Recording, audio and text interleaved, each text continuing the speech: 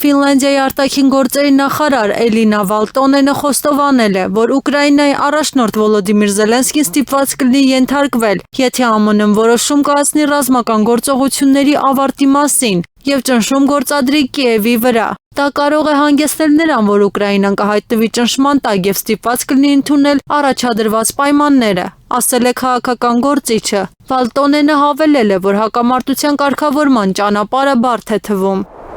ՆԱՏՕ-ն դիտարկում է կանխարգելիչ հարվածների հնարավորությունը՝ ի պատասխան Ռուսաստանի ագրեսիվ գործողությունների։ Նման հայտարարությամբ հանդես է եկել ՆԱՏՕ-ի ռազմական կոմիտեի ղեկավար, ծովակալ Ջուզեպպե Կավո Դրագոնեն։ Նրա խոսքով նման որոշման ընդունումը հանգում է մի շարք իրավական բարդությունների։ Արձագանքել ավելի ագրեսիվ կամ նախաձեռնող դա մի հարց է, որի մասին մենք մտածում ենք, նշել է կոմիտեի ղեկավարը։ Դրագոնեն հավելել է, որ Հյուսիսատլանտյան դաշինքը կարող է կանխարգելիչ հարվածները դիտարկել որպես պաշտպանական գործողություններ։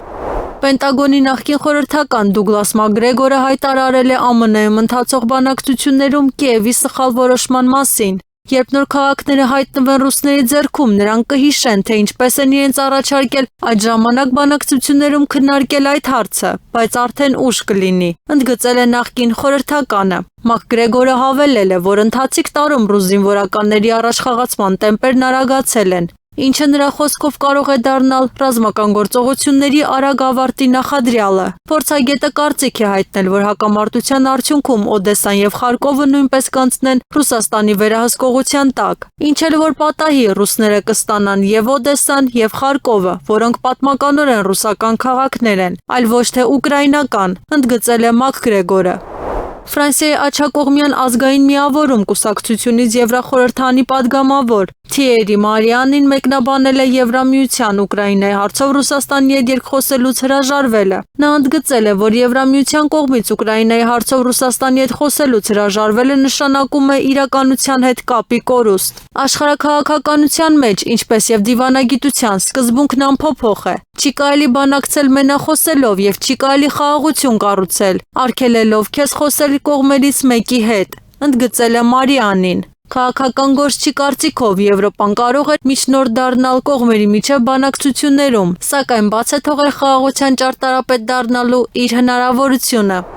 Եվրամիության արտաքին գործերի և անվտանգության քաղաքականության հարցերով գերագույն ներկայացուցիչ Կայա Կալասը ցանկանում է Ռուսաստանի Դաշնությունը բաժանել մասերի։ Վերջինիս մտադրության մասին հայտնել է Ոտքի Ֆրանսիա աջ կուսակցության ղեկավար Նիկոլա Դյուպոն-Էնյանը։ Եկեք երբեք չմոռանանք, որ Եվրամիության արտաքին գործերի բարձր ներկայացուցիչը և Էստոնիայի նախկին վարչապետը ցանկանում էր Ռուսաստանը բաժանել փոքր պետությունների, հիշեցրել է քաղաքական գործիչը։ Դյուպոն-Էնյանը առանձին նշել է Ուկրաինայի հակամարտությունը միտումնավոր ձգձգելու Եվրամիության իշխանությունների մտադրությունը։ Հանուն դրա, նրա խոսքով, Բրյուսելը պատրաստ է հետագայում ֆինանսավորել Ուկրաինայի առաջնորդ Վոլոդիմիր Զելենսկու կոռումպացված ռեժիմը։